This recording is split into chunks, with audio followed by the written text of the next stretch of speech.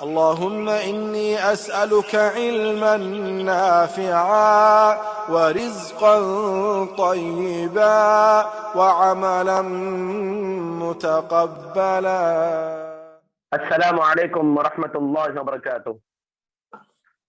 الحمد للہ رب العالمین الرحمن الرحیم مالک یوم الدین، اشہد ان لا الہ الا اللہ وحدہ لا شریک لہ واشہد ان محمدا عبدہ ورسولہ اما بعد، فاعوذ باللہ من الشیطان الرجیم، بسم اللہ الرحمن الرحیم، یوصیکم اللہ فی اولادکم للذکر مثل حظ الانثیین۔ قابل احترام استاذ و محاضر محترم فضیلت الشیخ کے ابو یاسر امین الرحمن عمری مدنی حفظہ اللہ، معزز ذی وقار علماء کرام، معلمین و معلمات، ذمہ داران و منتظمین العلم النافع فاؤنڈیشن اور تمام کے تمام مشارکین و مشارکات دورہ علم میراث، الحمدللہ اللہ تبارک و تعالی کا شکر احسان ہے کہ آج اس کی توفیق و مدد اور اس کے فضل سے ہم اور آپ مسلسل 2.5 ماہ سے چلنے والا ہمارا یہ دورہ علم میراث جو العلم النافع فاؤنڈیشن کے زیر اہتمام چل رہا ہے، پابندی کے ساتھ اپنی منزل پر رواں دواں ہے اور اپنے اختتام کو پہنچ رہا ہے، جس کی آج الحمدللہ ہم اور آپ 20ویں کلاس کے اندر حاضر ہو چکے ہیں، جو کہ 10 دسمبر 2022 مطابق 16 جمادی الاولیٰ 1444 ہجری آج کی اس 20ویں کلاس کے اندر آپ تمام لوگوں کا میں استقبال کرتا ہوں، اہلا و سہلا و مرحبا بکم، کہ اللہ تبارک و تعالی آپ تمام کے جمع ہونے کو قبول عطا فرمائے۔ جس طرح کل کے درس میں ہم نے شیخ محترم سے ذوی الارحام کے تعلق سے تمہیدی باتوں کو سنا، تو انشاءاللہ آج اپنی کلاس اور سبق کو آگے بڑھاتے ہوئے اسی چیز کو آگے بڑھائیں گے۔ تو میں کلاس کے شروع کرنے سے پہلے آپ تمام مشارکین و مشارکات سے ادب و التماس کرتا ہوں کہ آپ تمام انشاءاللہ اپنے لیے اپنے ساتھ کلاس کے لوازمات کو ساتھ میں رکھیں اور خاص کر پین پیپر اور کیلکولیٹر وغیرہ کو ساتھ میں رکھیں۔ اور میں ایک اعلان کرنا چاہتا ہوں کہ جیسا کہ ہمارا یہ دورہ چل رہا ہے، انشاءاللہ کل ویسے ہی ہمارا تربیت اولاد کے نام پر فضیلت الشیخ عبدالصبور عمری مدنی حفظہ اللہ کا دوسری نشست رہے گی اسی کلاس کے وقت میں۔ تو میں آپ تمام لوگوں سے مشارکین سے درخواست کرتا ہوں کہ آپ ہمارے اس کلاس کے اندر بھی ضرور شرکت فرما کر ہماری ہمت افزائی فرمائیں اور آپ کے ہمارے علم میں اضافہ کرنے کی کوشش فرمائیں۔ تو اب میں انہی باتوں پر بغیر کسی تاخیر کے ہمارے استاذ محترم فضیلت الشیخ ابو یاسر کے امین الرحمن عمری مدنی حفظہ اللہ، استاذ جامعہ محمدیہ منصورہ بنگلور حفظہ اللہ سے درخواست کرتا ہوں کہ آج کے ہمارے لیے 20ویں کلاس کا آغاز فرمائیں۔ فلیتفضل مشکورا فجزاکم اللہ خیر الجزاء۔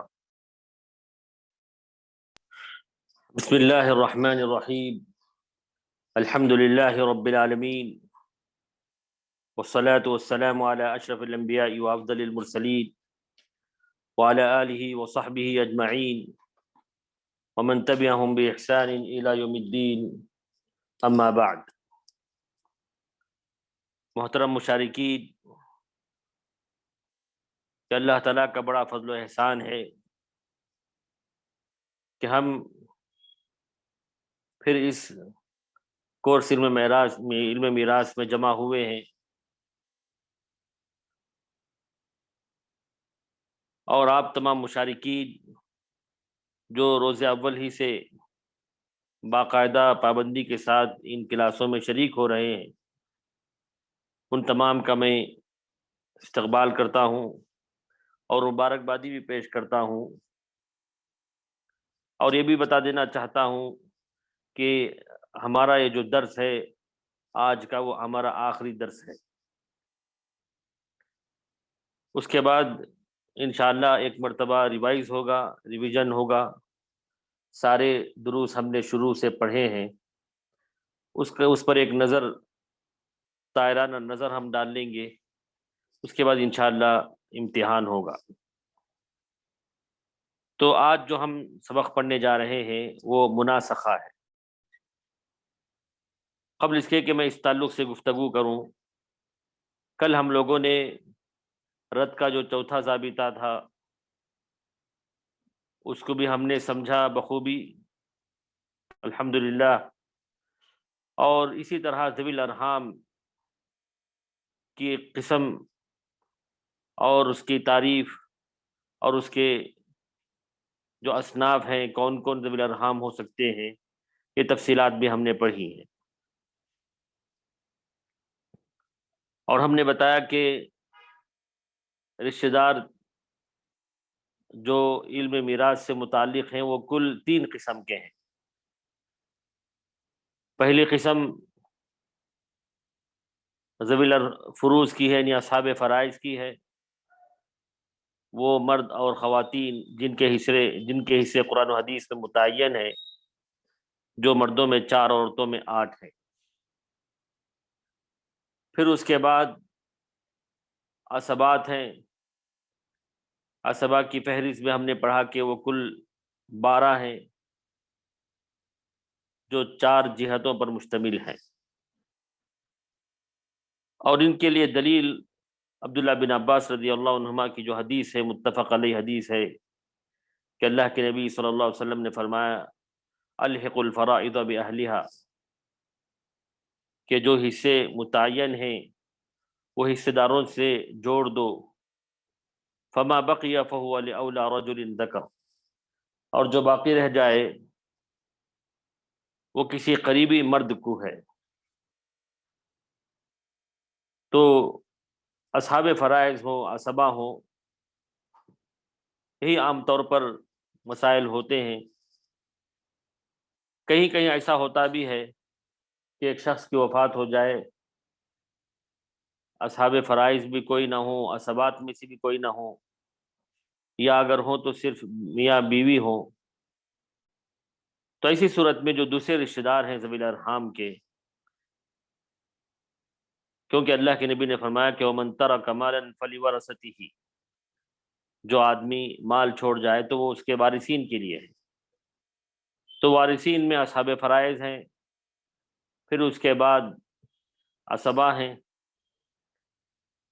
پھر اس کے بعد جو ان کے قریبی رشتہ دار ہیں، جو ان دونوں فہرست میں نہیں آتے ہیں، ان کو دیا جانا چاہیے، بجائے اس کے کہ وہ مال بیت المال کو دیا جائے یا عام پبلک اس سے استفادہ کرے۔ ان کے وہ رشتہ دار جو قریبی ہوتے ہیں، جیسا کہ اللہ کے رسول نے فرمایا کہ الخال وارث من لا وارث لہ، کہ ماموں اس شخص کا وارث بنتا ہے جس کا کوئی وارث نہ ہو۔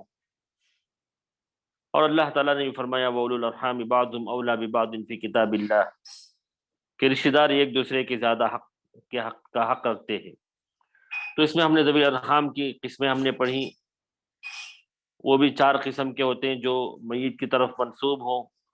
یہاں اسکرین پر دیکھیں، جیسے نواسے، نواسیاں، پوتیوں کی اولاد، یہ نہ اصحاب فرائض میں آتے ہیں نہ عصبہ میں آتے ہیں۔ پھر اسی طرح جن کی طرف خود میت منسوب، یعنی اصول، تو سب سے پہلے فروع ہیں، اس کے بعد اصول۔ اصول میں نانا، پڑ نانا یہ آ جاتے ہیں۔ اسی طرح وہ نانیاں جن کے درمیان نانا آتا ہو، جیسے نانا کی ماں اور دادی کا جو باپ ہے، وہ بھی اسی میں سے آ جاتے ہیں۔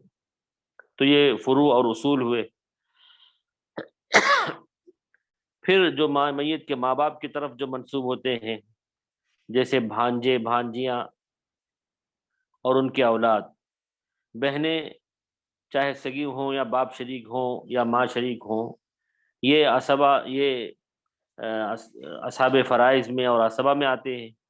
البتہ ان کے جو بیٹے بیٹیاں ہیں، ان کے جو نواسے نواسیاں ہیں، پوتے پوتیاں ہیں، یہ لوگ ذوی الارحام میں آتے ہیں۔ اسی طرح بھائی اور بھائی کے جو نرینہ اولاد ہیں وہ عصبہ میں آتے ہیں، سگے بھائی، باپ شریک بھائی، اور ان کے جو نرینہ اولاد ہیں، بھتیجے، یہ سب اصحاب عصبہ میں آتے ہیں۔ البتہ ان کی جو بیٹیاں ہیں، بھائیوں کی جو بیٹیاں ہیں جن کو ہم بھتیجی کہتے ہیں، اور جو ان کے اولاد ہیں، یہ لوگ ذوی الارحام میں آتے ہیں۔ اسی طرح ماں شریک بھائی اور بہن یہ اصحاب فرائض میں سے آتے ہیں، ان کے حصے مقرر ہیں۔ البتہ ان کے جو بیٹے بیٹیاں ہیں یہ لوگ ذوی الارحام میں آتے ہیں جی۔ پھر اسی طرح وہ لوگ جو میت کے دادا دادی نانا نانی کی طرف منسوب ہوں، جیسے ماموں ہیں، ماموں یعنی بہن والدہ کے جو بھائی ہوتے ہیں، چاہے چھوٹے ہوں یا بڑے ہوں، تو وہ ماموں کہلاتے ہیں، اور ان کی اولاد ہیں ماموزاد بھائی ماموزاد بہنیں۔ اسی طرح خالائیں ہوتی ہیں، یعنی والدہ کی جو بہنیں ہوتی ہیں، چاہے بڑی بہنیں ہوں یا چھوٹی بہنیں ہوں، اور جو ان کی جو اولاد ہوتے ہیں بیٹے بیٹیاں، یہ لوگ ذوی الارحام میں آتے ہیں۔ اللہ کے نبی نے فرمایا کہ الخالۃ بمنزلۃ الام، حسن سلوک کے اعتبار سے خالہ ماں کا درجہ رکھتی ہیں۔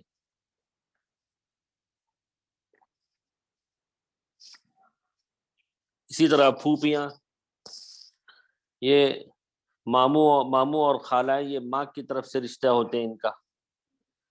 پھوپھیاں اور ان کی اولاد، والد کے جو بھائی ہوتے ہیں وہ چچا ہوتے ہیں، وہ تو عصبہ میں آتے ہیں۔ البتہ والد کی جو بہنیں ہیں ان کو ہم پھوپھیاں کہتے ہیں، چاہے بڑی بہنیں ہوں یا چھوٹی بہنیں ہوں، اور ان کی جو اولاد ہیں پھوپھی زاد بھائی پھوپھی زاد بہنیں، یہ سب ذوی الارحام میں آ جاتے ہیں۔ اسی طرح چچا، جو سگے چچا ہوں، باپ شریک چچا ہوں، تو عصبہ میں آتے ہیں۔ البتہ ماں شریک چچا ہوں تو یہ ذوی الارحام میں آتے ہیں۔ اسی طرح سگے اور باپ شریک چچاؤں کی بیٹیاں، بیٹے تو عصبہ میں آتے ہیں، البتہ بیٹیاں وہ ذوی الارحام میں آتے ہیں۔ اسی طرح سگے اور باپ شریک چچاؤں کی جو پوتیاں ہیں نیچے تک، یعنی پوتیاں پڑ پوتیاں، بیٹے سگے اور باپ شریک چچاؤں کے جو بیٹے ہوتے ہیں اور پوتے ہوتے ہیں وہ تو عصبہ میں آتے ہیں، البتہ پوتیاں ہیں وہ ذوی الارحام میں آتے ہیں۔ تو یہ تفصیلات ہیں ذوی الارحام کی، کہ کہیں نہ کہیں ان لوگوں کو اگر اصحاب فرائض میں سے میاں بیوی کے علاوہ کوئی نہ ہو اور عصبہ کوئی بھی نہ ہو تو ان کو مال مل جاتا ہے۔ البتہ جہاں تک ترکے تقسیم کی بات ہے، ان میں جیسا ہم نے رد کے مسائل کیے تھے ویسے ہی یہاں بھی کرنے ہوں گے۔ اب جیسے اگر بیوی ہے اور ساتھ میں نواسا ہے تو بیوی کو تو ربو ملتا ہے، چوتھائی حصہ، اور باقی پورا حصہ نواسے کو چلا جاتا ہے۔ تو اسی طرح ہم کو کرنا ہوتا ہے، یا صرف جو ہے نواسے ہیں، کوئی نہیں ہے، نواسے نواسیاں ہیں، تو ایسی صورت میں یہ پورا مال ان نواسیوں کو چلا جاتا ہے۔ البتہ یہ کہ ان میں بھی للذکر مثل حظ الانثیین کے مطابق مردوں کو دوہرا اور عورتوں کو ایک کہرا ملنا چاہیے۔ ائمہ میں اختلاف ہے، جمہور کے نزدیک تو ان میں بھی وہی تفریق ہونی چاہیے، البتہ حنابلہ وغیرہ کہتے ہیں کہ نہیں، ان کو سب کو برابر دیا جانا چاہیے۔ تو اپنا ایک الگ سے حساب ہے، کیونکہ یہ مسائل نادر مسائل میں آتے ہیں، بہت کم ہی اس کا استعمال ہوتا ہے، تو اس لیے ہم زیادہ تفصیل میں یہاں نہیں جائیں گے۔ جن کو کوئی مسئلہ پیش آئے تو وہ کسی اہل علم سے کی طرف رجوع کر لیں تو بہتر ہے۔ تو یہ ذوی الارحام کی تفصیلات تھی۔ اب اس کے بعد آج ہم مناسخہ کا ایک سبق، جو آخری سبق ہے ہمارے اس کورس کا، وہ ہم پڑھنے جا رہے ہیں۔ مناسخہ کے جو معانی اور مفاہیم ہیں عربی زبان میں، نسخن سے یہ نکلا ہے۔ نسخن کے معنی باطل قرار دینا، ازالہ کر دینا، بدل دینا، نقل کرنا، یہ سب جو ہے اس کے لغوی معنی میں آتے ہیں، اور تقریباً یہی مفاہیم اور ہر ایک کی دلیل بھی یہاں ہے۔ دیکھیے فَيَنْسَخُ اللَّهُ مَا يُلْقِي الشَّيْطَانُ ثُمَّ يُحْكِمُ اللَّهُ، کہ شیطان کی ملاوٹ کو اللہ تعالیٰ دور کر دیتا ہے۔ تو نسخ انسخو کے معنی یہاں باطل قرار دینا، دور کر دینا۔ پھر ازالے کے معنی بھی ہیں اس کے معنی، جیسے نسخت الشمس الظل، کہ دھوپ کی وجہ سے چھاؤں چھٹ جائے یا ہٹ جائے، دھوپ چھاؤں کو ہٹا دے، تو یہ ازالے کے معنی میں آتے ہیں۔ اسی طرح بدلنے کا معنی بھی آتا ہے، جیسے نسخت الریح الاثر، کہ ہواؤں کی وجہ سے سارے نشانات مٹ گئے، بدل دیے۔ اسی سے یہ آیت بھی ہے، ما ننسخ من آیت او ننسیھا نأتی بخیر منہا او مثلھا، کہ جس آیت کو بھی ہم منسوخ کر دیں یا بھلا دیں تو ہم اس سے بہتر یا اس جیسی دوسری آیت ہم لے آتے ہیں۔ جیسے قرآن مجید میں ناسخ اور منسوخ کا جو سلسلہ ہے، اہل علم اس کو جانتے ہیں، وہ یہاں مفہوم اس کا پایا جاتا ہے۔ اسی طرح نقل کرنا ایک معنی بھی آتا ہے، نسخ ما فی الکتاب، کہ کتاب میں جو عبارت ہے اس کو نقل کرنا، ہو بہو نقل کرنا۔ اسی طرح اللہ کا یہ فرمان ہے، انا کنا نستنسخ ما کنتم تعملون، کہ ہم تمہارے اعمال لکھواتے جاتے ہیں۔ تو نسخہ کے ایک معنی نقل کرنے اور لکھنے کے، کاپی کرنے کے بھی آتے ہیں، تو کئی معنی اس کے پائے جاتے ہیں۔ البتہ علم میراث میں مناسخہ کی جو تعریف ہے وہ یہ ہے کہ میت کا ترکہ تقسیم ہونے سے پہلے، یعنی ایک شخص کا انتقال ہو جائے اور اس کا ترکہ ابھی تقسیم نہیں ہوا، تو اس سے پہلے کوئی شخص وفات پا جائے وارثین میں سے، تو اس کو میت ثانی کہتے ہیں۔ میت اول تو پہلا شخص، پھر میت ثانی، اس کے وارثین کی طرف اس کے غیر منقسم ترکے کو منتقل کر دینے کو مناسخہ کہتے ہیں۔ مثال کے طور پر یہ کہ ایک شخص کا انتقال ہوا، سمجھیے کہ بیوی اور 2 بیٹے ہیں، سمجھیے، پھر چند دنوں کے بعد ایک بیٹے کا بھی انتقال ہو گیا، تو ایسی صورت میں جو پہلا شخص تھا اس کا جو مال ہے پہلے اس کے جو وارثین ہیں وہاں بٹے گا، پھر اس کے بعد جو بیٹا وفات پا گیا اس کو بھی وہ مال ملے گا، پھر بیٹے کے جو وارثین ہیں اس کو بھی وہ مال ملے گا۔ تو مناسخے میں ایک ایسا جامع حساب کر دیتے ہیں کہ میت اول کا جو ترکہ ہے سارے زندہ وارثین میں بٹ جاتا ہے، سارے زندہ وارثین میں بٹ جاتا ہے۔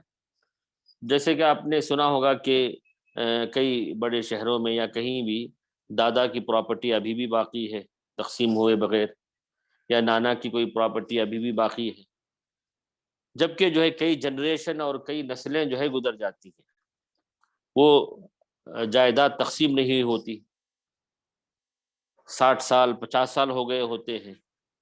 تو ایسی صورت میں وہ جو جائیداد ہے، پرانی جائیداد، تو ہم سب سے پہلے دیکھتے ہیں کہ سب سے پہلا شخص وہ کس کی جائیداد ہے، وہ پھر اس وقت جو ہے کون کون زندہ تھے ان کو حصہ دیتے ہیں، پھر اس کے بعد دیکھتے ہیں کہ پھر کسی اور کا انتقال ہوا تو اس کا جو مال ہے اس کے وارثین کو ملتا ہے۔ تو ویسے ہی 2-3 نسلیں اگر گزر جائیں، 2-3 جنریشن اگر گزر جائیں تو ایک ہی جائیداد جو ہے اس کو ایک ہی حساب میں تقسیم کر دیتے ہیں، تو اسی کو مناسخہ کہتے ہیں۔ ویسے یہ بھی جو ہے نادر مسائل میں سے ہے، نادر احکامات میں سے ہے علم میراث میں، عام طور پر یہ سوالات بھی کم ہی ہوتے ہیں، کیونکہ ہر کتاب میں اس کا تذکرہ بھی ہے اور بعض فتاوی میں میں نے دیکھے یہ مسائل، تو اس لیے جو ہے مناسخہ کو بھی ہم نے یہاں ذکر کر دیا ہے، ورنہ اگر اس کو نہ بھی پڑھیں تو کوئی حرج کی بات نہیں ہے۔ ویسے مناسخے کی جو شکل ہے اس سے ہٹ کر چاہے کتنے بھی میت ہو جائیں، ہر ایک کا انڈیویجول بھی ہم تقسیم کر سکتے ہیں۔ جیسے سب سے پہلا جو شخص وفات پا گیا اس کے وارثین کو وہ مال بانٹ دیے، پھر اس کے بعد دوسرا جو شخص وفات پا گیا وہ مال اس کو بانٹ دیے، پھر تیسرا شخص جو وفات پا گیا اس کو وہ مال ہم بانٹ دیے۔ تو ویسے ہو سکتا ہے کہ ہر ایک کا جو حصہ ہے وہ آگے جتنے وارثین ہیں سب کو انڈیویجول بانٹ دیا جائے، لیکن یہاں مناسخے میں جو طریقہ اختیار کیا جاتا ہے وہ یہ، جیسا کہ تعریف کو آپ دوبارہ غور سے سنیں کہ میت کا ترکہ تقسیم ہونے سے پہلے، تعریف اسکرین پہ لائیے، میت کا ترکہ تقسیم ہونے سے پہلے کوئی وارث فوت ہو جائے، یعنی ابھی کسی شخص کی وفات پر اس کا مال تقسیم نہیں ہوا، کوئی دوسرا وارث بھی وفات پا جائے، تو میت ثانی یعنی دوسرا جو شخص وفات پا گیا اس کے وارثین کی طرف اس کے غیر منقسم ترکے کے منتقل کر دینے کو مناسخہ کہتے ہیں۔ تو پہلے شخص ہی کی جو جائیداد ہے وہ میت اول کے وارثین کو بھی اور میت ثانی کے وارثین کو بھی ایک ہی حساب میں بانٹ دیتے ہیں، اسی کو مناسخہ کہتے ہیں۔ مثال یا تعریف سمجھ میں بھی نہ آئی ہو تو آگے انشاءاللہ مزید سمجھ جائیں گے۔ تو چلیے اس کے بعد آگے وضاحت بھی ہم نے ذکر کیا اس سلسلے میں، یہ مثال انشاءاللہ آگے بعد میں کریں گے۔ تعریفات ہیں، دیکھیے تعریفات کے بعد ہم نے یہاں وضاحت بھی ذکر کیا ہے، اور اوپر وضاحت دیکھیے، اور نیچے تھوڑا سا نیچے کریں،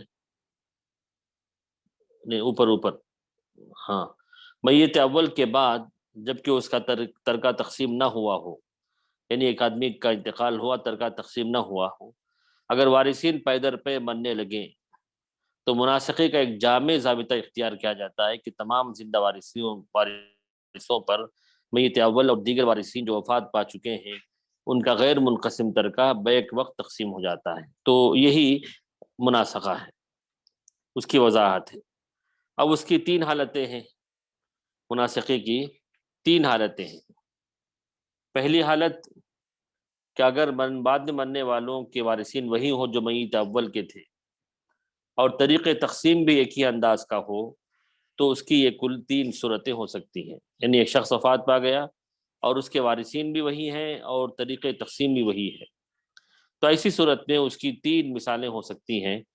نمبر 1 الف دیکھیے، سارے زندہ وارثین اپنے اپنے موتا یعنی فوت شدگاں سے عصبہ بن کر وارث ہوتے ہوں۔ جیسے ایک شخص کا انتقال ہوا، اس کے 10 بیٹے تھے، مثال کے طور پر صرف 10 ہی بیٹے ہیں، یعنی دوسرے کوئی وارثین نہیں ہیں، یہ سارے بیٹے عصبہ ہوتے ہیں۔ ویسے تو آپ جانتے ہیں کہ صرف بیٹے ہوں تو عصبہ ہوتے ہیں۔ باپ کا ترکہ تقسیم ہونے سے پہلے ایک کے بعد دیگرے 8 بیٹے وفات پا گئے، اب کتنے بیٹے بچ چکے ہیں؟ صرف 2 بیٹے زندہ رہ جاتے ہیں، تو یہ دونوں 8 بھائیوں سے عصبہ بن کر وارث ہوتے ہیں، یعنی اپنے بھائی سے بھی عصبہ بن کر وارث ہوتے ہیں، بھائی کا مال بھائی کو عصبہ کی طور پر ملتا ہے۔ تو ایسی صورت میں صرف 2 ہی بیٹے باقی رہے، تو چنانچہ ان کے عدد رؤوس سے مسئلہ بنے گا۔ جیسے دیکھیے اور اوپر کیجیے، اب دیکھیے یہاں پر 2 بیٹے ہیں، کیونکہ باپ کا انتقال ہونے پر 10 بیٹے تھے، 8 بیٹے بھی چلے گئے، تو اب سارا مال انہی 2 بیٹوں کو ملے گا، یعنی باپ کا مال بھی اور ان کے جو 8 بھائی تھے ان کا سارا مال صرف چھوٹے سے حساب میں ہو جائے گا۔ 2 بیٹے اگر ہوں تو کتنے سے مخرج ہوگا؟ افراد جتنے ہیں اس حساب سے، تو 2 بیٹے ہوں گا 2 سے، پھر 2 میں سارا مال اور ساری جائیداد تقسیم ہو جائے گی۔ تو گویا اس حساب میں باپ کا مال بھی اور ان کے 8 بھائیوں کا مال بھی بیک وقت تقسیم ہو جاتا ہے۔ تو یہ ایک صورت ہے۔ دوسری صورت یہ کہ سارے زندہ وارثین اپنے اپنے موتا سے فرض حصہ پا کر وارث ہوتے ہوں۔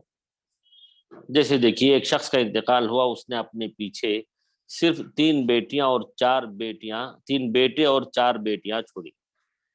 کتنے؟ 3 بیٹے اور 4 بیٹیاں، تو 3 اور 4، 3 بیٹوں کو 3 6 حصے ہو گئے اور 4 بیٹیوں کے 4، تو کل 10 حصے ہو گئے۔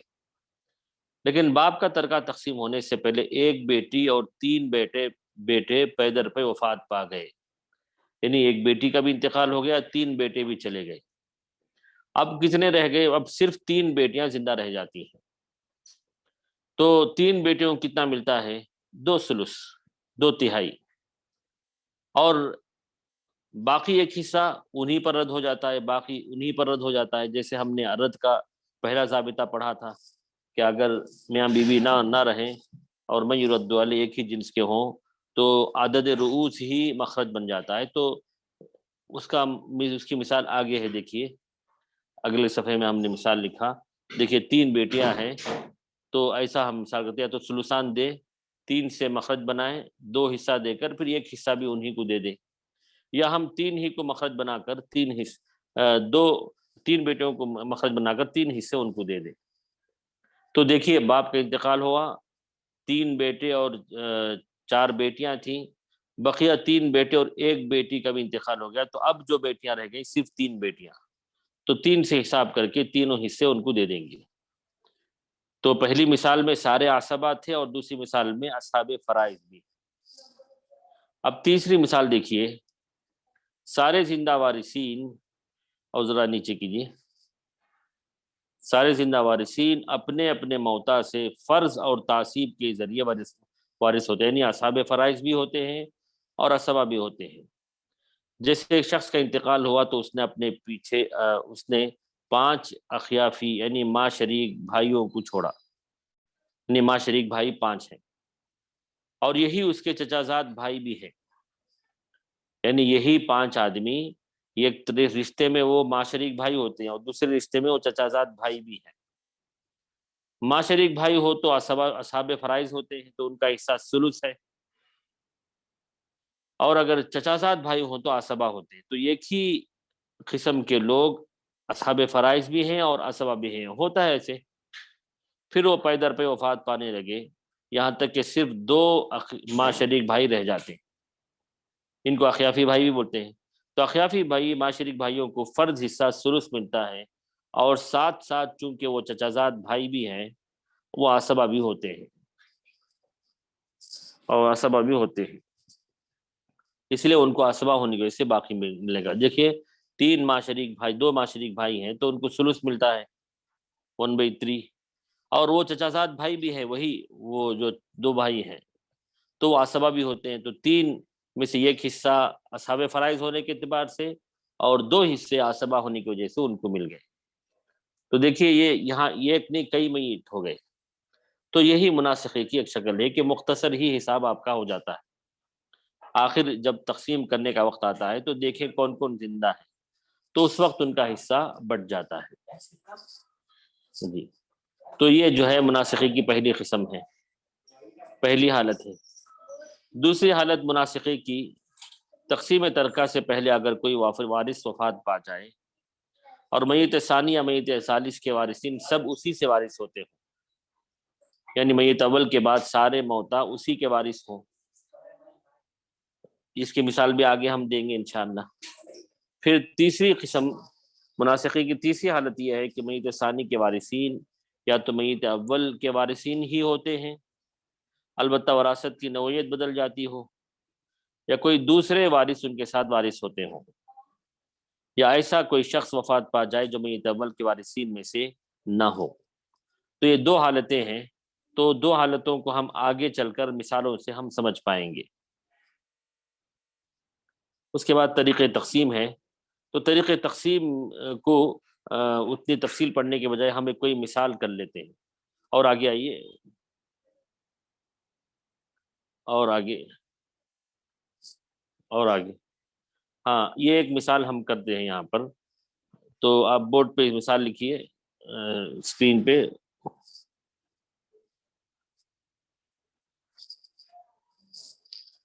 تو دیکھیے اب ایک مثال ہم دینے جا رہے ہیں کہ ایک عورت کا انتقال ہوا تو اس کے وارثین شوہر، سگی بہن اور باپ شریک بہنیں ہیں۔ ترکہ تقسیم ہونے سے پہلے سگی بہن کا انتقال ہو جاتا ہے تو وہ اپنے پیچھے ایک بیٹا اور ایک بیٹی چھوڑ جاتی ہے۔ تو دیکھیے ہم بورڈ پہ کرتے ہیں، تو پہلے جو ہے شوہر، سگی بہن اور باپ شریک بہن ہے۔ تو پہلے ہم ایک عورت کا انتقال ہوا، شوہر ہے، سگی بہن ہے اور باپ شریک بہن ہے، تو یہ میت اول کے وارثین ہیں، یعنی کوئی عورت ہے جس کا نام کوئی بھی آپ رکھ لیں، اس کا نام فاطمہ رکھیں، تو ان کے شوہر ہیں، کوئی عبد الرحمن ہے، اور دوسرے جو ہے ختیجہ ہیں، اور تیسری صفیہ ہے۔ تو چونکہ یہ مسئلہ ایسا ہے مناسخے میں نام بتکرار آ سکتے ہیں، اس لیے نام رکھ لینا چاہیے، یعنی وارثین وہی دوسرے اس میں بھی آ سکتے ہیں، تو اس لیے نام کے ساتھ ہم کو رکھ لینا ہوتا ہے۔ اب دیکھیے فاطمہ کا انتقال ہوا تو شوہر، سگی بہن اور باپ شریک بہن، تو شوہر عبد الرحمن ہے، ان کا حصہ 2 بہن اولاد نہیں ہے تو ربع ملتا ہے، نصف ملتا ہے جی، شوہر ہے تو نصف ملتا ہے 1/2، اور سگی بہن وہ بھی اکیلی ہو تو نصف ملتا ہے 1/2، اور باپ شریک بہن کو سدس ملتا ہے۔ ہاں اب دیکھیے نصف نصف اور سدس ہو تو مخرج 6، تو 3 3 اور 1 اول ہو گیا، دیکھیے تو 7 ہو گیا، اول 7 لکھیے جی۔ اچھا اب یہاں یہ تو ہم نے پڑھا اس سے پہلے، لیکن یہاں مناسخے میں یہ ہے کہ سگی بہن کا بھی انتقال ہو جاتا ہے۔ اچھا سگی بہن کے جو وارثین ہیں وہ ہم دوسرے اس میں لکھیں گے، دیکھیے ہاں اس کا انتقال ہو جاتا ہے، اس کو ہم نے ہائی لائٹ کر لیا، تو اس کا نام کیا تھا؟ ختیجہ تھا جی، یہ میت ثانی دوسری میت تھی۔ اس کے جو وارثین ہیں ایک بیٹا اور ایک بیٹی ہے، ایک بیٹا اور ایک بیٹی، ایک بیٹا اور ایک بیٹی ہے، تو بیٹے کا نام ہے عبد الودود، اور بیٹی کا نام رکھیے کوئی بھی ایک نام رکھیے، فرزانہ، جی جی کوئی بھی ایک نام رکھیے، امت الودود، ہاں جی جی۔ تو اب یہاں اس مسئلے کو ہم حل کریں گے، تو ایسا یہ دونوں مل کر عصبہ بغیر ہی بنتے ہیں، عصبہ بغیر ہی بنتے ہیں۔ کسی مسئلے میں اگر اصحاب فرائض نہ ہوں، صرف عصبہ ہوں، تو ان کے عدد رؤوس سے مخرج بناتے ہیں، تو ایک بیٹا اور ایک بیٹی، تو بیٹے کو 2 حصہ اور بیٹی کو 1 حصہ، تو مخرج 3 ہوگا، مخرج 3 لکھیے، ہاں یعنی اگر کسی مسئلے میں اصحاب فرائض نہ ہوں، صرف عصبہ ہوں، تو عدد رؤوس یعنی جتنے اعداد ہیں، عدد ہیں وارثین کے، ان کے حساب سے ہم مخرج بناتے ہیں، تو 3 ہوا۔ اچھا اب اس کے بعد دیکھیے ختیجہ کا جو حصہ تھا وہ 3 حصہ ہے نا، تو اس کو ہم آگے چل کر ما فی الید جو ہے نا وہاں لکھ دیتے ہیں،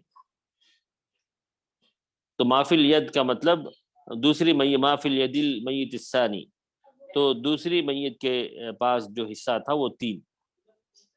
اچھا اب یہاں دیکھیے یہاں ما فی الید 3 ہے، اور میت ثانی کا جو مخرج ہے وہ بھی 3 ہے، اس کو راؤنڈ کیجئے 3 دونوں کو بھی جی،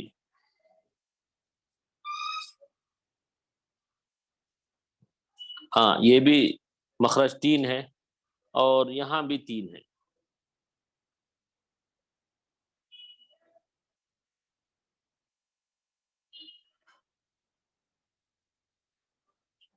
اس کو ہائی لائٹ کیجئے، ہاں مخرج 3 ہے،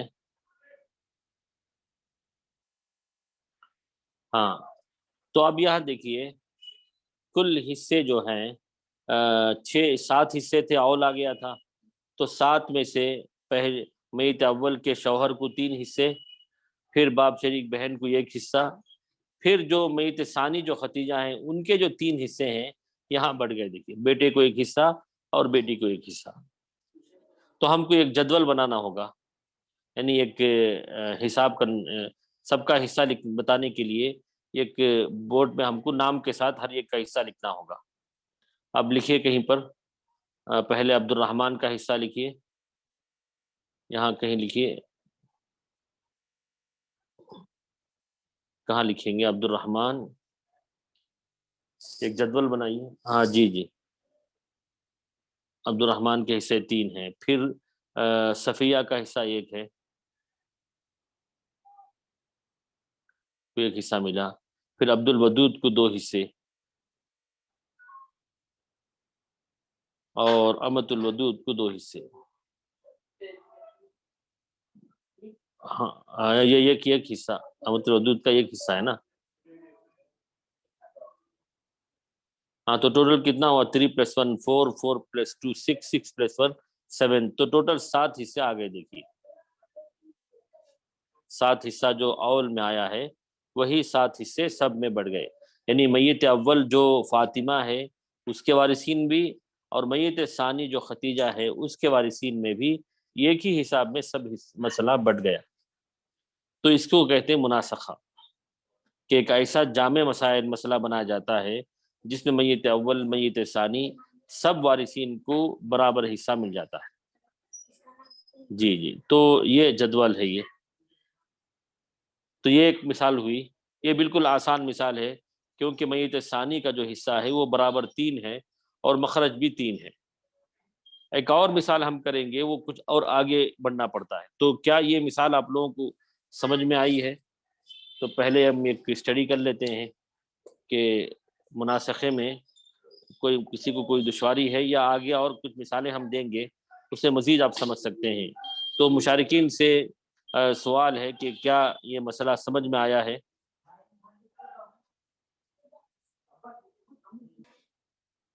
کسی نے یہاں سوال کیا ہے کہ دوسرے مسئلے میں بھی صفیہ آ سکتی ہے کیونکہ وہ مرنے والی کی باپ شریک بہن ہے۔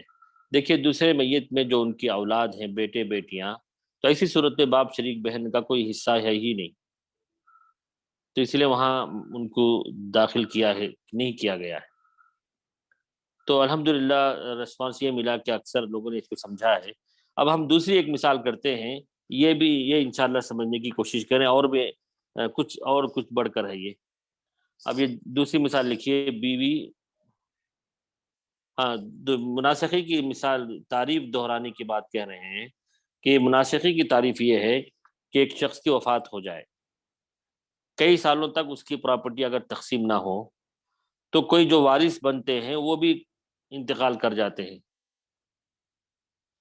تو ایسی صورت میں ایک جامع حساب ایسی صورت کرتے ہیں کہ میت اول کے جو وارثین ہیں اب جو موجود ہے زندہ وارثین، پھر میت ثانی کے جو وارثین ہیں زندہ، ان تمام میں وہ ایک ہی طور مثال میں ایک ہی حساب میں وہ سب کا ترکہ تقسیم ہو جاتا ہے۔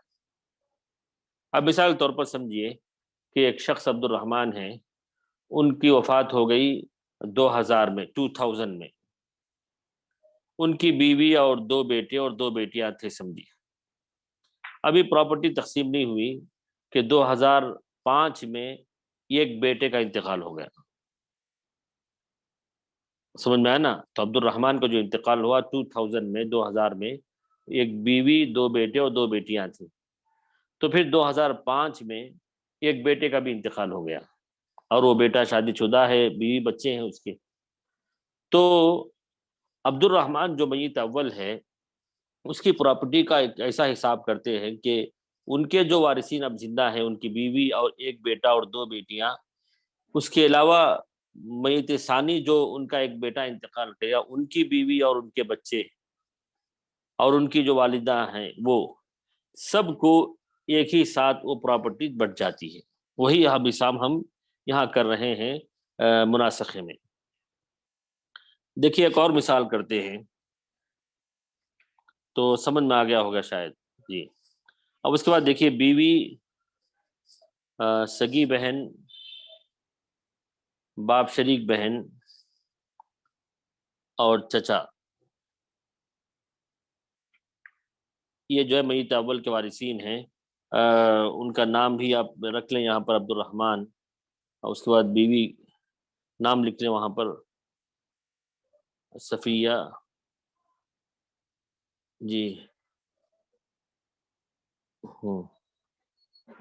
عمر، جی۔ تو یہ جو ہے میت اول ہیں، یہ وارثین ہیں، ہم ان کے مال پہ ان کو ہم پہلے حصہ دے دیں۔ تو بیوی ہے، اولاد نہ ہو تو ربع ملتا ہے 1/4، پھر سگی بہن ایک ہو تو نصف ملتا ہے 1/2، اور باپ شریک بہن کو سدس ملتا ہے 1/6، اور چچا جو ہے عصبہ ہے۔ ٹھیک ہے، ربع، نصف اور سدس ملے تو مخرج 12 ہوتا ہے، 12 کا ربع 3، نصف 6، سدس 2۔ اب ٹوٹل کر لیں 2 + 6 8، 8 + 3 11، تو ایک حصہ بچ جاتا ہے، تو عمر کو مل جاتا ہے یعنی چچا کو۔ یہاں تک تو میں سمجھتا ہوں کہ سب کو سمجھ میں آ گیا ہوگا۔ اب یہاں دیکھیے سگی بہن جو عائشہ ہے اس کا بھی انتقال ہو گیا ہوتا ہے اس تقسیم سے پہلے ہی، تو اس کا نام یہاں لکھیں گے، دوسرے جو بازو ہے وہاں لکھیں گے، اس کا نام کیا ہے؟ عائشہ ہے، جی۔ اب اس کے جو وارثین ہیں शौहर, बेटा और 2 बेटियां। तो नाम लिखे, वहां पर शौहर का नाम भी लिखे, अब्दुल गफ्फार। हाँ, अब्दुल गफ्फार, और 2 बेटियां मरियम और कुलसूम। हाँ, कुछ भी रखें जी, मरियम और सना है जी। अब इसका इनका हिसाब कर लेंगे। शौहर को रुबो मिलता है औलाद की वजह से, तो लिखिए रुबो। शौहर के जैद के नीचे लिखें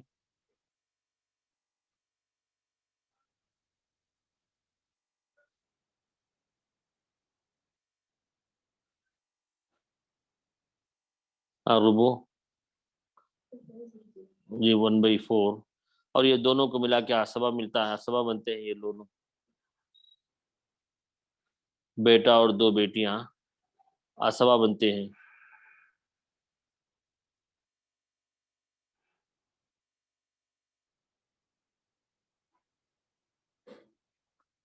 हाँ, तो मखरज 4 होगा, रुबो 1 और यहाँ 3।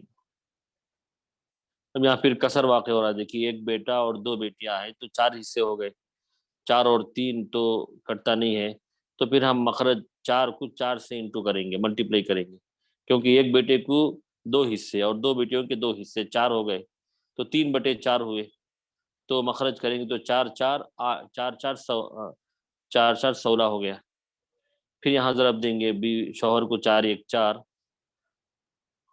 शौहर का हिस्सा 1 है तो 4 1 4 और 4 3 12। तो उसमें 12 तो मतलब कितना हुआ, बेटे को 6 हिस्से, अब्दुल गफ्फार को 6 हिस्से, और इनको 3 + 3।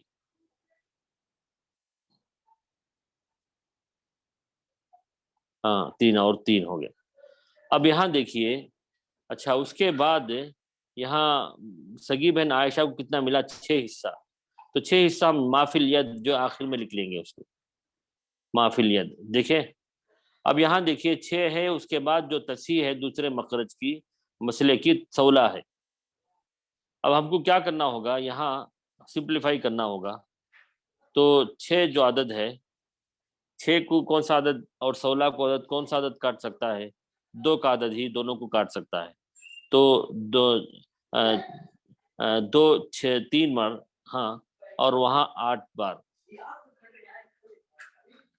अच्छा, तसी 16 कैसे आई पूछ रहे हैं। देखिए बेटा और 2 बेटियां हैं ना, तो उनको 3 हिस्से मिले। यहाँ देखिए 4 मखरज बना, 1 हिस्सा शौहर को और 3 हिस्से 1 बेटा और 1 बेटी को। तो मुनक़सिम नहीं हो सकते, क्योंकि बेटे को 2 हिस्से और 2 बेटियों के 2 हिस्से 4 हो गए, तो 3/4 होते हैं। तो जो डिनोमिनेटर है 4, उसको हमने मखरज 4 से मल्टीप्लाई किया, तो 4 4 16, तो 16 वैसे आया है। देखिए अच्छा, उसके बाद माफिल यद जो है, ये कौन सा है, 6 है। यहाँ पहले मसले में देखिए सगी बहन को 6 हिस्से मिले हैं, तो वही 6 हिस्से यहाँ उनके वारिसी में बट रहे हैं, 6। अच्छा, अब ये 6 और 16 को कोई ऐसा आदत बताएं जो दोनों को मुख्तसर कर सके। 2 तो कर सकता है, 3 4 तो नहीं करेगा, तो 2 3 6 और 2 8 16। समझ में आया ना? अच्छा, फिर 8 को जो है यहाँ जो मखरज 12 है उससे इंटू करना होगा, और निकाल के जामे और जामे बनाए जिसको।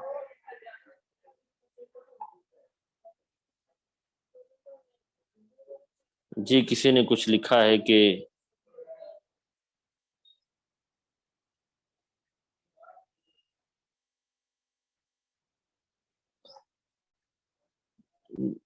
नहीं, 3 हिस्से ही ना है वहां पे। अब यहाँ देखिए 3 हिस्से में बेटे को कितना मिलेगा और बेटी को कितना मिलेगा। अब इसको 3 को यहाँ पहले ये तस्हीह कैसे आए वो समझ नहीं पा रहे हैं। अब यहाँ जो 3 है, 1 बेटा और 2 बेटियों का हिस्सा है, तो बेटे को कितना देंगे बगैर कसर के? आप नहीं दे सकते, और 2 बेटियों को कैसा दे पाएंगे?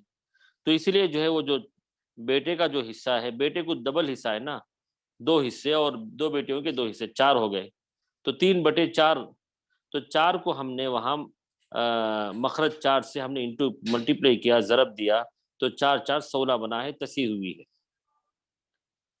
اچھا، اس کے بعد آپ یہاں دیکھیے 6 اور مافی الید اور 16 جو میت ثانی کا جو کی تصحیح ہے، اس میں سمپلیفائی ہم نے کیا ہے۔ جی الحمدللہ۔ تو 6 کو 2 کا عدد کاٹتا ہے، تو 2 3 6 اور 2 8 16۔ پھر اس 8 کو ہم میت اول کا جو مخرج ہے اس سے ہم انٹو کریں گے۔ دیکھیے 8 12، اول نکال کے جامع لکھیے وہاں پہ، اول نکال کے یہاں پر میت اول کی جو مثال میں ہے۔ جی ہاں، تصحیح بھی نکال دیں۔ جی جی، اب یہاں دیکھیے وہ 8 کو ہم 12 سے انٹو کریں، 8 12 96، 96، تو یہ جامع ہوتا ہے۔ پھر جو ہے اسی 8 کو ہم میت اول کے جو زندہ وارث ہیں اس سے ہم ملٹیپلائی کریں۔ یہاں دیکھیے 8 3، یہاں دیکھیے صفیہ کا جو حصہ ہے 3، 8 3 24، 8 3 24، 8 3 24، یہاں تو کچھ نہیں ہے۔ پھر جو ہے ریحانہ کا جو حصہ 2 ہے، 8 2 16، پھر یہاں عمر کا جو ایک حصہ 8 1 8۔ اچھا، اس کے بعد مافی الید میں جو 3 ہے اس کو یہاں میت ثانی کے وارثین میں بانٹیں گے، انٹو کریں گے۔ ہاں جی جی جی، تو 3 4 12، زید کو جو 4 حصے ملے اس کو انٹو کریں، 3 4 12، ہاں اور نیچے کر لیجیے، ہاں 3 4 12، ہاں زید، اس کے بعد جو عبد الغفار کا 6 3 6 18، اور 3 3 9 9 اور 9، 2 بار ہے نا، 2 بیٹیوں کے 9 اور 9۔ جی، تو اگر کیلکولیٹر ہے آپ کے پاس تو حساب کیجئے، کیلکولیٹ کیجئے، 9 + 9، 9 + 9 18 ہے نا، 9 + 9 18، پھر 18 + 12 30 ہوا ہے نا، پھر جو ہے چچا کاٹ 38، پھر 16، 38 + 16 60 54، 54 + 24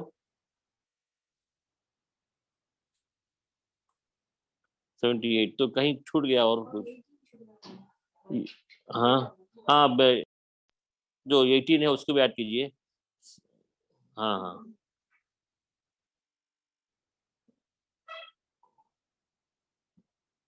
ہاں، 96 آ گیا، دیکھیے ایک ہی مسئلے میں سب کا حصہ آ گیا۔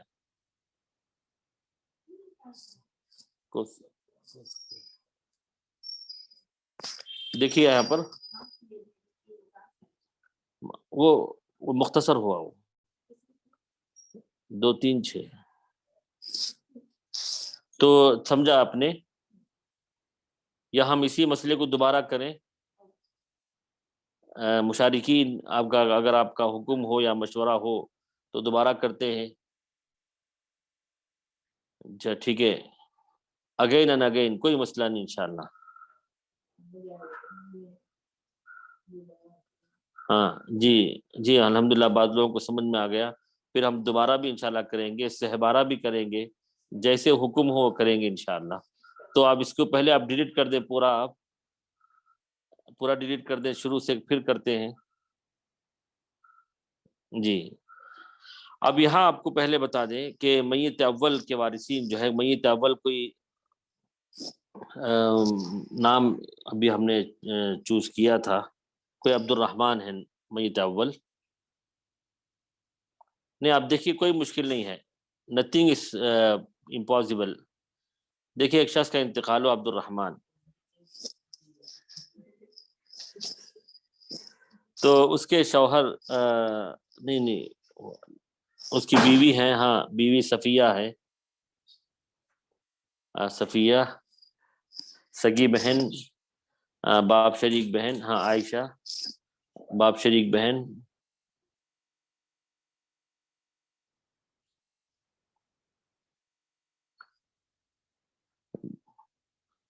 ہاں عمر۔ اب یہ دیکھیے یہ میت اول کے وارثین ہیں، پھر میت ثانی کے جو وارثین ہیں وہ ہم بعد میں لکھیں گے. اب پہلے آپ اس کو سمجھ لیجئے، یہ میت عبد الرحمن کے جو وارثین ہیں، صفیہ بیوی ہے، عائشہ بہن ہے، اور ریحانہ سگی بہن ہے، اس کے بعد عمر چچا ہیں. تو پہلے ہم اس کا مسئلہ حل کر لیتے ہیں. جی، تو بیوی کو اولاد نہ ہونے کی وجہ سے ربع ملتا ہے، سگی بہن ہے. جی ہاں، دونوں الگ الگ بھی کر سکتے ہیں. جی ہاں، اچھا. اب یہاں مخرج 12 ہوگا. اچھا، یہاں ہم نے کسی کے چچا کا تذکرہ نہیں کیا ہے. ایک مثال فار ایگزامپل ہم نے عمر لکھا ہے، کسی کو کوئی ہم نے ٹارگٹ نہیں کیا ہے. سبحان اللہ. جی، تو 2 اور 6 8، 8 اور 3 11، تو یہ ایک بچا ہے. ہاں، یہ ایک بچا آصبہ کو دے دیں گے. تو ہم نے کسی کو ٹارگٹ نہیں کیا ہے، نام مشارکین کے کوئی بھی ہوں، یہاں صرف مثال دے رہے ہیں ہم. جی، تو آصبہ کو ایک دے دیجئے، ایک حصہ بچا ہے. ہاں، تو 3 + 6 9، 9 + 3 12. جی، اب یہاں جو یہ مسئلہ تھا، جی اب یہ دیکھیے، ہم آپ کو پہلے ہی بتا دیں، انڈیویجول بھی آپ تقسیم کر سکتے ہیں. یعنی آپ نے عبد الرحمن کا جو مال ہے پہلے بانٹ دیا، اس کے بعد جو عائشہ کو جو مال مل رہا ہے وہ اس کے وارثین کو آپ بانٹ دے سکتے ہیں، کوئی مشکل نہیں ہے. الگ الگ آپ کر دیتے ہیں. لیکن یہاں ایک ملا کر جو کرتے ہیں وہ یہاں مناسخی کی ایک شکل ہے. اور جو میں بتا رہا ہوں کہ الگ الگ کرنے کا، اس کو تتابع کہتے ہیں، کہ ہر ایک کا اپنا اپنا حصہ الگ. اب جیسے عائشہ کو جو مال ملا عبد الرحمن ان کے بھائی عبد الرحمن سے، وہ مال لے کر اور ان کا جو اپنا ذاتی مال ہوگا سب ملا کر اب الگ سے تقسیم کر سکتے ہیں. لیکن یہاں جو حساب کر رہے ہیں، ایک ہی حساب میں سب کا حصہ بٹ جاتا ہے. اب دیکھیے، عائشہ کے جو وارثین ہیں ان کے جو کون کون ہیں، شوہر ہیں اور ایک بیٹا اور 2 بیٹیاں.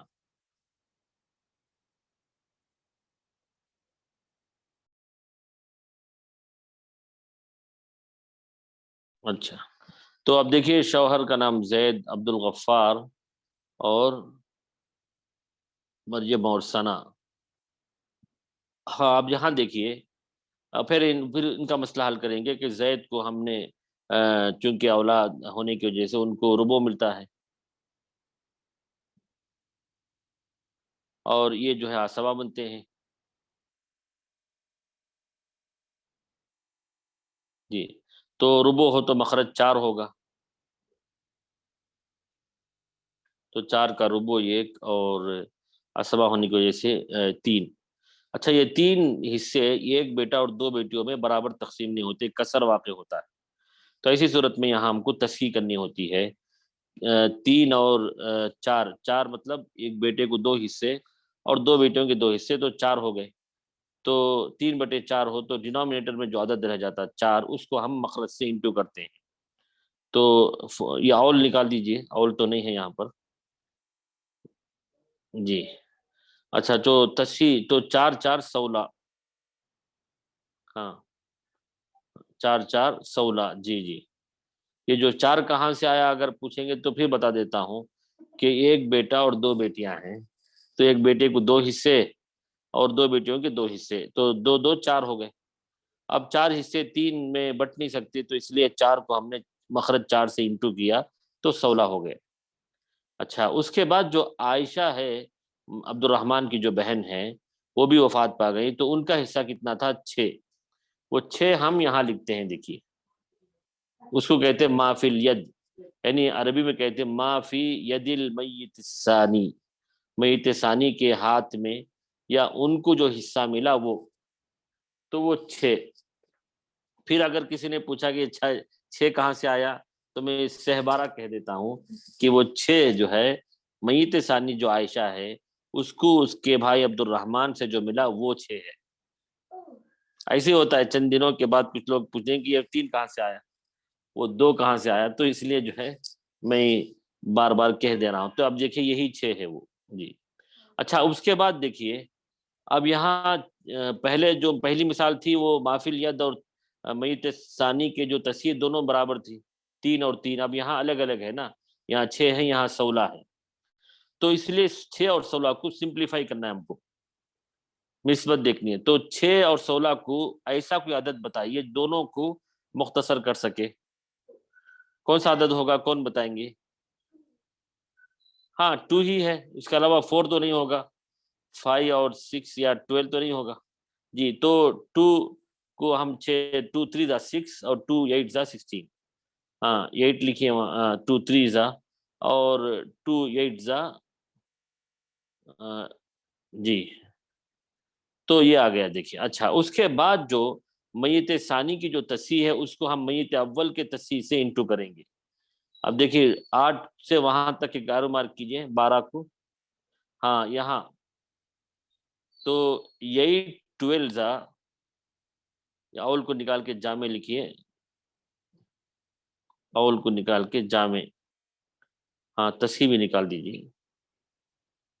جی اب یہاں ہم جامع بنائیں گے 96. کیلکولیٹر رہے ہو تو ساتھ میں کیجئے, 8 12 ز 96. جی تو کر لیا آپ نے 8 12 ز 96. تو 96 جامع ہے. تو گویا جامع جو ہے جو 96 ہے وہ عبد الرحمن میت اول اور میت ثانی جو عائشہ ہے سب کے وارثین کا حصہ 96 ہے, یہ مطلب ہے. اچھا اس کے بعد کیا کرنا ہے, اسی 8 کو میت اول کے جو وارثین ہے اس سے انٹو کرنا ہے. ہاں پہلے 8 3 ز 24, ہاں 8 3 ز 24 لکھیے, یہ جو ہے صفیہ 24, پھر ریحانہ کا 8 2 ز 16, پھر 8 1 ز 8. اچھا یہ ہو گیا. اچھا اس کے بعد وہاں جو 3 لکھے نا مافل ید کو 6 کاٹ کر 3 لکھے ہیں نا, اس کو میت ثانی کے وارثین میں انٹو کرنا ہے. اچھا یہاں ضرب نہیں دیے تھے, اب تصحیح کرنے کے بعد 4 4 ز 16 لکھے نا, 4 1 ز 4, 4 3 ز 12 لکھیے, 4 1 ز 4, وہ ہم نے چھوڑ دیا تھا, 4 1 ز 4, 4 3 ز 12. یہ جو شوہر ایک بیٹا اور 2 بیٹیوں کا جو حصہ تھا ہم نے لکھا نہیں تھا. اچھا خیر ابھی لکھیے 3 4 ز 12, اس کو یہاں انٹو کریں گے, 3 4 ز 12,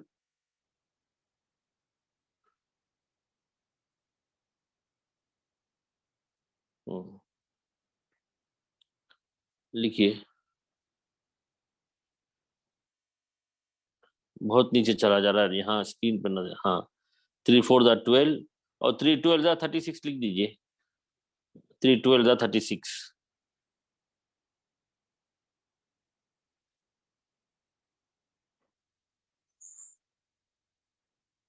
اب یہ 36 جو ہے یہ ایک بیٹا اور 2 بیٹیوں کا حصہ ہے, یہ بیٹے کو 18 اور ان کو 9 9 ملیں گے.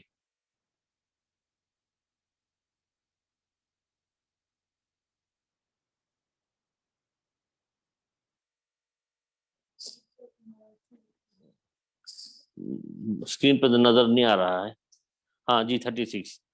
اب یہاں دیکھیے 36 میں سے بیٹے کو 18 ملے گا اور ان کو 9 9 ملے گا.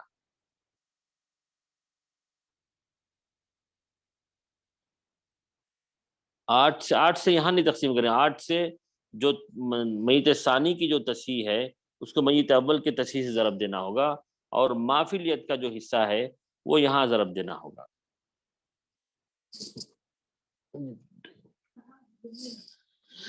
ہاں تو میں سمجھتا ہوں کہ اس مثال کو ہم نے دوسری بار کیا ہے تو سب سمجھ چکے ہوں گے. اب یہاں 36 پلس 12 کتنا ہوا دیکھیے, 36 پلس 12 48 ہوا, 48 پلس 8 56, 56 پلس 16 72, 72 پلس 24 96. تو دیکھیے جامع حصہ بن گیا. اب اگر ہم کو ہر ایک کا پرسنٹیج معلوم کرنا ہو تو دیکھیے صفیہ کو 24 ملا, تو 24 پلس 2 صفر بڑھ جائے 24,000 2400 ڈیوائڈ بائی 96 کرنا ہوگا. آپ کو صفیہ کا جو پرسنٹیج معلوم ہو جائے گا. اب جیسے مثال کے طور پر کیجئے 2400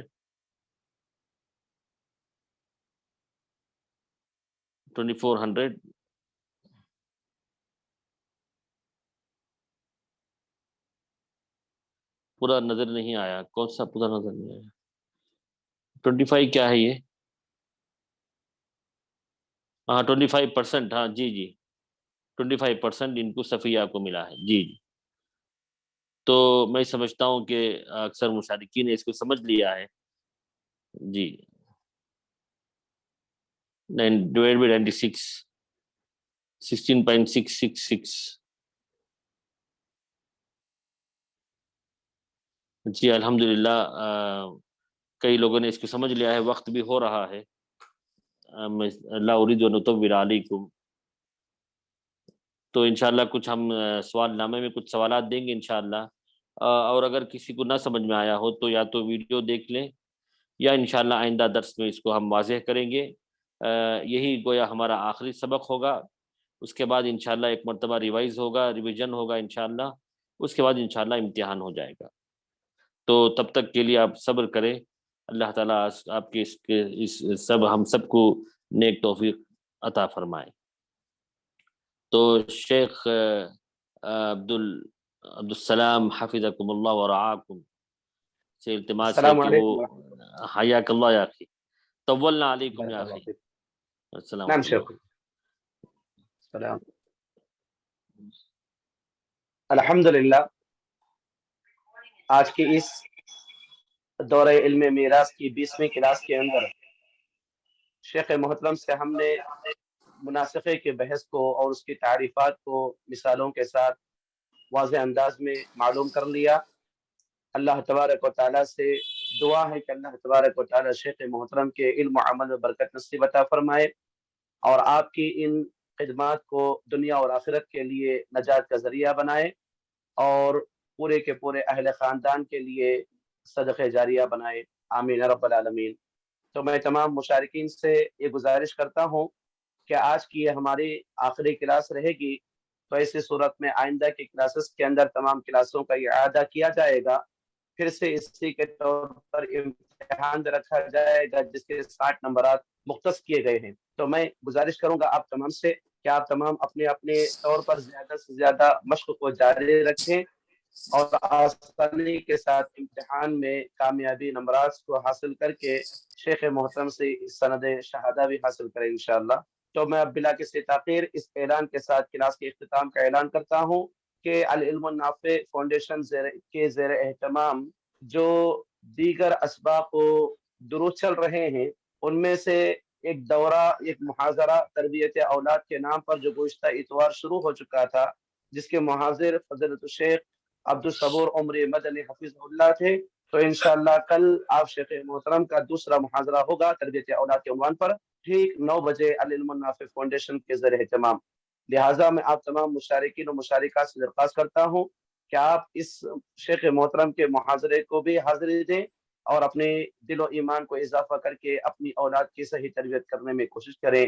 تو میں بلا کسی تاخیر شیخ محترم کے شکر ادا کرنے کے بعد آپ تمام لوگوں سے رخصت چاہتا ہوں. دعا کی درخواست ہے. سبحانک اللہم و بحمدک اشہد ان لا الہ الا انت استغفرک و اتوب الیک. السلام علیکم ورحمۃ اللہ وبرکاتہ.